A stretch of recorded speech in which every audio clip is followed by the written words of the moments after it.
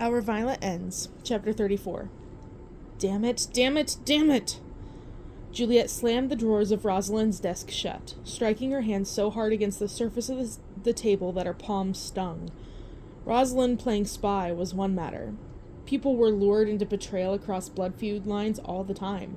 It was why their numbers were always shifting. It was why there was always eyes trying to penetrate the inner circle. But setting a monster on the city was another matter altogether. Using monster-state politics was something so absurd coming from Rosalind that Juliet couldn't even comprehend a reason for it. Unless the only motive was destruction. Unless the only motive was to burn the whole city down. Is that why? Juliet asked aloud. She lifted her head, peering into the mirror opposite her, acting as if her reflection was a sullen Rosalind staring from some faraway place. Sooner or later, Juliet would have to reckon with her own guilt. She could keep thinking of herself as mighty because she knew her way around a blade. But it was not the blade nor her ruthless tendencies that pushed her to the top. Perhaps they kept her there. What had gotten her there was her birth. It hardly makes sense, Juliet whispered. She reached out with her fingers. The cold press of the mirror sank into her skin.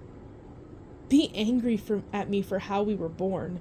Be angry that you were born a Lang, but you never wanted Scarlet Heirdom.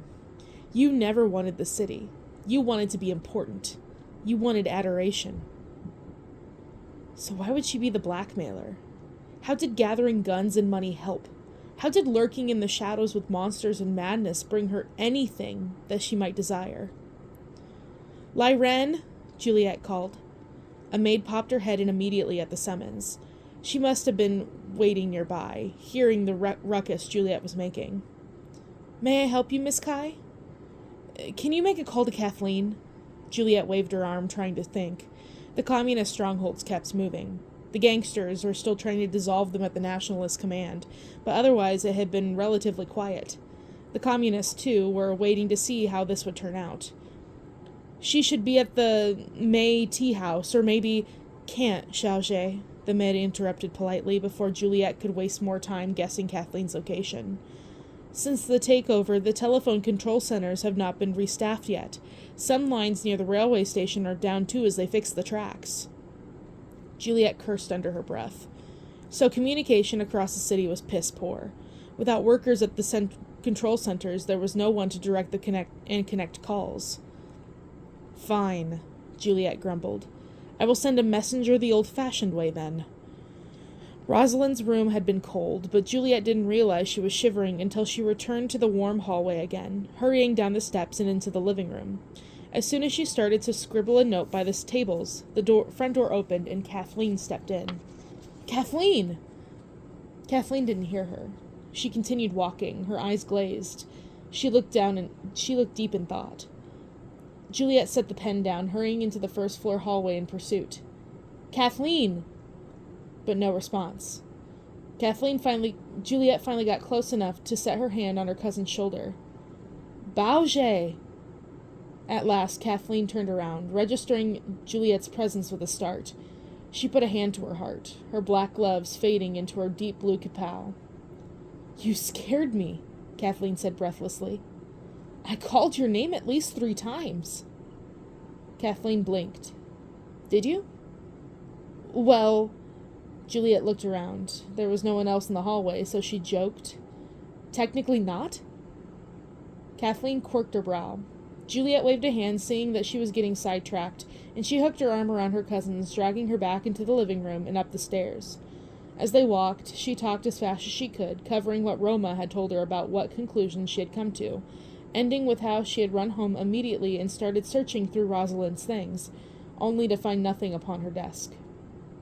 Wait, Kathleen said, coming to a firm stop at the top of the staircase. The 2 of them on the 2nd floor, right outside Lord Kai's office. It was presently empty. He was out somewhere, maybe in the concessions, gouging the temperament of the foreigners, maybe meeting with Chiang Kai-shek himself, drawing up the final collaboration plans between Scarlets and the Kuomintang. You were looking for a slip of paper on her desk? Juliet nodded. It may have moved since I last saw, but she had so much paper there, and now there's nothing. They're all in my room, Kathleen exclaimed. Juliet, I've been sifting through those for days, trying to find clues of where she went. Juliet stared at her cousin for a long time. Then she made fists and pretended to thud them down on Kathleen, raining light blows to her shoulder. Why didn't you tell me? I spent so long digging through her room. Tell you? Kathleen echoed, slapping her hands at Juliet's fists. How was I to know you would need something among those papers? Oh, hush. Juliet windmilled her arms, gesturing for Kathleen to lead on. They hurried, almost ramming into a servant, before piling into Kathleen's room, where the curtains stirred with the open window. Juliet could hardly remember the last time she had come in here. She couldn't remember the last time she had sat down among Kathleen's magazines and shoe racks, upon the thick quilts piled on her bed. It was always in and out, poking ahead through to call her cousin to attention, or it was Juliet's room where they congregated. Voila, Kathleen said, pulling Juliet from her brief reverie.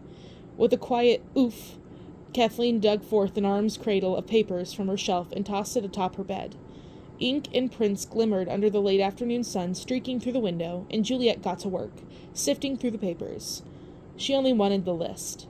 Then she would know if Pierre was a mere coincidence. Maybe they could even find Rosalind by finding one of the names on the list.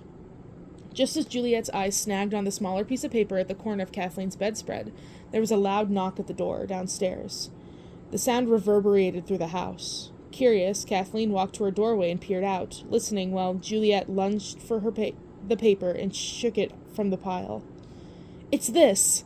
Juliet cried. "Kathleen, it's the list!" Wait, hush for a second," Kathleen chided, pressing her finger to her lips. Juliet tilted her head right as the voice wafted up. "An attack! There's a monster attacking in the city!" Deep in the French concession, where the city remained yet quiet, Rosalind was making a racket trying to get into an apartment on Avenue Joffre. She could see people passing on the street below her, but the duplex walls were thick, and the glass of its windows muffled the sound. Even the gardens below were rustling quietly with the wind, green shrubbery and yellow flowers entwining together, so peaceful with its own business, like every person she had passed on her way here. She hated it. She wanted them all to burn, to suffer as she was suffering. "Open this door," she demanded. Her voice bounced in the corridor. No amount of polished tiles and chandeliers could soften her pitch or her near hysterics.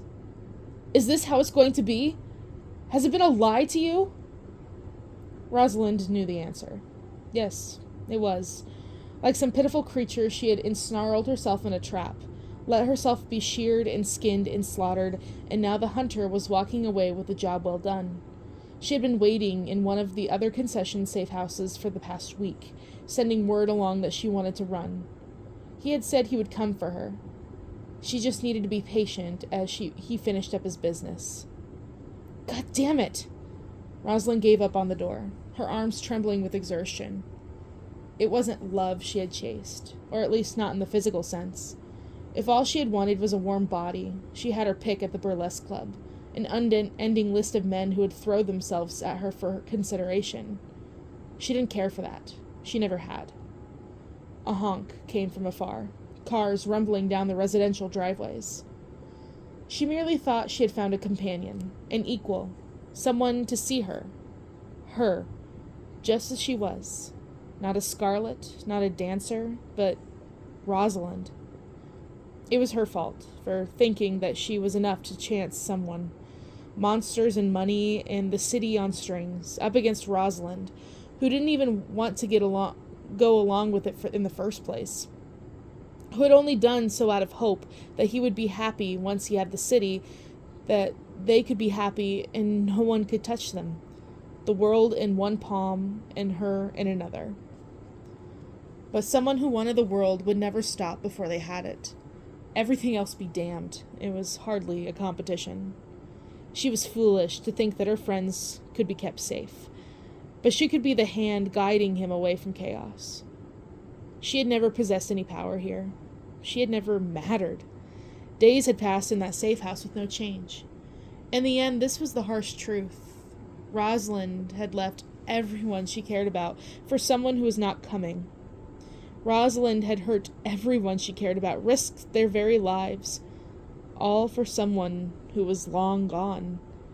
Rosalind tore her pistol from her pocket and shot at the door handle. The sound grated in her ears as the bullet struck once, twice, 3 times.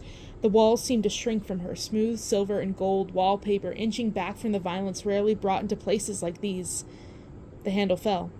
The door inched open, and when Rosalind nudged into the apartment, she found it entirely vacated. She couldn't help it. She laughed. She laughed and she laughed, tracing her eyes along every missing thing. The apartment had never been well decorated to begin with, but now the papers on the table had disappeared and the maps atop the grand piano were gone. When she peered into the bedroom, even the sheets were stripped. We can live forever, can't we? She had twirled with those sheer curtains, splayed the lace across her hand like some bridal veil, had thrown her arms up delirious in her happiness. Don't get too excited, love. We're only here until we rise higher. Must we? Can we not live in a quaint existence? Can you not be a good man? Oh, a good man. Oh, Rosa. Rosalind trailed her hands along the bookshelf, finding only dust, even though it could not have been more than a few days since the worn paperbacks were cleared away. Ja, Chelvek bonoi, ja zroi Chelvek, navre ketel nava Chelvek. When the monsters were sent in for the scarlet vaccine, she had said she didn't think she could do this anymore. Had that prompted the decision to abandon her, or was it because she had gotten caught? Because she could no longer supply Scarlet information? I would have abandoned them for you, she admitted to the empty room. She had always known who he was. She had always known him as a white flower. The truth was that she hadn't cared. The blood feud did not stoke a fury in her heart like it did to the others in Shanghai. She had not grown up here, had no ties to the people. The fighting on the streets seemed like a show she might catch in the theaters. The gangsters running their errands were interchangeable faces she could never keep track of. Kathleen had a kind heart. Juliet had blood ties, but Rosalind? What had this family ever given Rosalind to deserve her loyalty? Incompetence from her father and irrelevance from the Kais. Year after year, the bitterness festered so deeply that it had developed into a physical hurt, one that stung as much as the current injuries on her back. Had they just accepted her, had they seen her for what she could do, she could have offered the Scarlet Gang her life. Instead, they gave her scars and wounds. She was marked if she bit her tongue and stayed. She was marked if she tried to make something of herself and strayed. Scars upon scars upon scars. She was a girl with nothing else now. Rosalind walked to the desk and was startled to find a slip of paper pinned to the wood of the table. For a second, as her heart leapt into her throat, she thought it might be an explanation, instructions on where she could go now, something to say that she had not been left behind. Instead, as she drew closer, she read, "Goodbye, dear Rosalind. Better to part now than when the havoc really begins." He had known she would come looking. He had long planned to clear out the apartment and leave her with nothing but a pitiful note. Rosalind tore the paper out, bringing it closer to her eyes as if she might be misreading the messy scrawl. When the havoc really begins? What more was coming? What more would descend on the city? Rosalind turned around, facing the apartment windows. She watched the trees wave, watched the sun beat down, and in that very moment, a loud scream tore through the streets, warning about a monster on the loose. "See anything yet?" Roma asked, putting aside the 8th folder he had finished going through. Rest assured, Marshall replied. "If we find anything, we're not going to remain silent and wait patiently for you to ask." Without looking, Benedict reached over with a wad of paper and thudded Marshall over the head.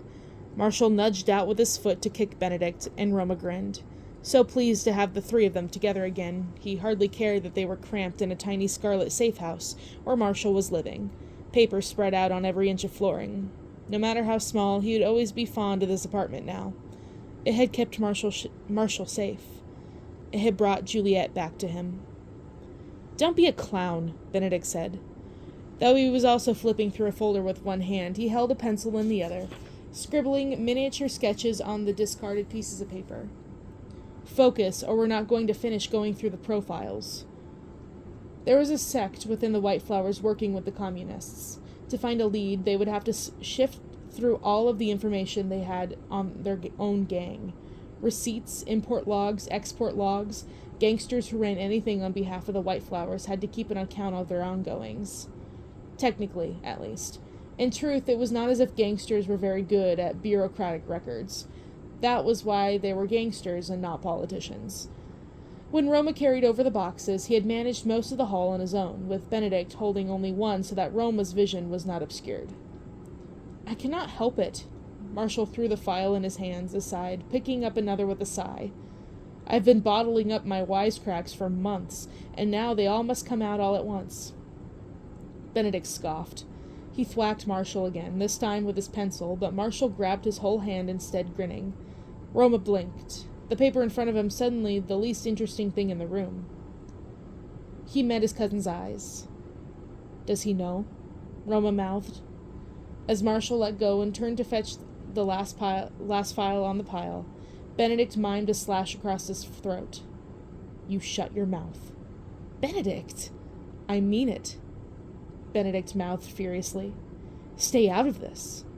But there was almost an audible clack from Roma's jaw when he snapped his mouth shut, his teeth biting together the moment Marshall turned around again. Marshall looked up, sensing something in the air. Did something happen? He asked, bewildered. Roma cleared his throat. Yeah, he lied. I heard something. He pointed in the direction of the door. Maybe off boundary. Benedict jolted forward. Wait a minute, there really is something. Roma arched a brow. His cousin really knew how to act. He had even drained his face of blood, his cheeks as white as the paper sheets on the floor. Then he heard the screaming too, and he realized that Benedict wasn't playing along. You don't think... Guai Wu! The White Flowers bolted to their feet. Roma was the first one out, scanning the street in disbelief, his hand going to his gun. Benedict and Marshall followed closely.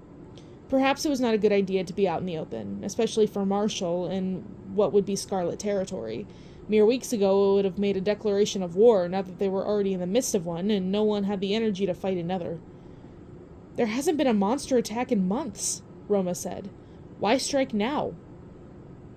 We don't even know yet if it is an actual attack, Benedict replied. Streams and streams of civilians ran past them, their shouting bundled to their chests, hurrying children and elderly along their elbows. Marshall started in the direction where the civilians were running from. Roma and Benedict followed, moving past but warily, eyes searching for the source of the chaos. They sighted no madness quite yet, nor were there any insects skittering on the streets. This is pandemonium, Marshall remarked, spinning around quickly to take inventory of their surroundings. His eyes widened. Why? Roma knew exactly what Marshall was asking. It was only then that he started to run. Where the hell are the soldiers? He had his answer as soon as he turned the corner, coming upon the railway station. There had previously been an abundance of nationalists stationed here, standing sentry to make sure their political opponents weren't trying to escape from the city. Only now they were not guarding the station, but fighting monsters, rifles and guns pointed shooting at the creatures that lunged at them. Oh God, Benedict muttered. One of the monsters lunged, swiping a claw against the nationalist soldier's face. When the soldier staggered up against the railway station, his cheek was hanging off. Roma would have blanched if he were not stunned beyond belief. He had glimpsed Paul Dexter's monster, and he had seen the one on the train. These monsters before him were no different in appearance, but it was broad daylight, the weather warm and almost pleasant, and to watch them with their blue-green muscles rippling in the sun almost frightened him enough to run. Marshall, stop! Roma snapped, holding his arm out. He could read Marshall's intent in the tension of his shoulders, while Roma considered scrambling backward. Marshall had planned a surge forward. This doesn't involve us. They'll all die! That's their fight. Roma's voice trembled, but his instruction didn't waver. More than anything, he was confused by the scene in front of him. There were still a few civilians nearby, huddled by the sidewalk and frozen in fear. 5 monsters, all of them tall enough to bowl over an ordinary human, and yet they had eyes only for the nationalists. 5 monsters, all of them with the ability to release thousands upon thousands of insects and induce a madness that could sweep the city and have it in its knees. And yet they did not. "Roma," Benedict said quietly. He pointed near the feet of one of the monsters. "Look." A dead man. No, a dead white flower, identifiable by the white handkerchief hanging from his work pants. "And over there," Marshall whispered, tilting his chin at the beach in front of the bench of the railway station. Another corpse was collapsed there, the red cloth around their wrist looking like a gash of blood. A scarlet. With a deep shudder, Roma took a few steps away from the scene, leaning against the emptied restaurants behind them. The nationalist soldiers continued shooting, yelling at one another to report on where reinforcements would be. Their numbers were dwindling. Even without madness, they could not win against indestructible creatures. "Nationalists, white flowers, scarlets," Roma said aloud, his brow furrowed as he worked through the puzzle pieces. "What game are they playing here?" "Stop!" The shout came from a perpendicular road, coming nearer and nearer the railway station.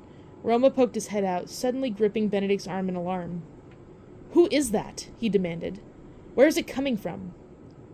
It sounded familiar. Too familiar. "Not Juliet. Don't get hasty," Benedict immediately replied. "It's—" The figure came into view, throwing herself in front of one of the monsters, arms waving wildly. Her hair resembled a tangle of black wire trailing down her back.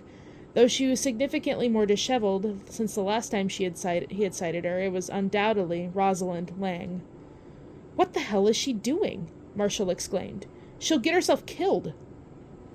Bewildered, the 3 white flowers watched Rosalind Lang dart in front of the soldier, screaming incoherent commands at the monster. The monster, however, loomed over even closer, not deterred by gun nor girl. "She could be the very blackmailer," Roma said. "Then why does she look so frantic?" Benedict asked. "Would she not have control over them?" "Maybe she lost control," Marshall suggested. Roma made a frustrated noise. "So why aren't they releasing their insects?" The million-dollar question. Suddenly, the monster reared back and charged right toward Rosalind. At the last minute, she spat a curse and drove out of the way. The monster hardly seemed interested in her anyway. It attacked and pounced on the nationalists so viciously that the blood came up in an arc, splashing down on Rosalind until her face was sprayed with red. She lifted her head from the ground, elbows propped on either side of her, visibly trembling even from this distance. "Do we—" Benedict started hesitantly. "Do we help her?" Another round of gunfire from a rifle that made no dent. Another cry, another soldier down. With a sigh, Roma put his gun away and tore his jacket off. "Help isn't quite the right word," he said. "Shed your colors. I think they're only attacking gangsters and nationalists." Marshall peered down at himself. "I don't think I'm wearing any to begin with." "Do any of us ever carry around a white handkerchief like some errand runner?" Benedict added. With his eyes pinned on the scene before him, Roma pushed his sleeves up and then grabbed a plank of wood from nearby. "Shed anything identifiable," he clarified. "Then hurry up and help me pull Rosalind Lang out of here so we can knock her out." "Wait, what?" Marshall yelled. "Knock her out?" Roma was already marching forward, lifting the plank of wood. "How else are we supposed to take her to Juliet?"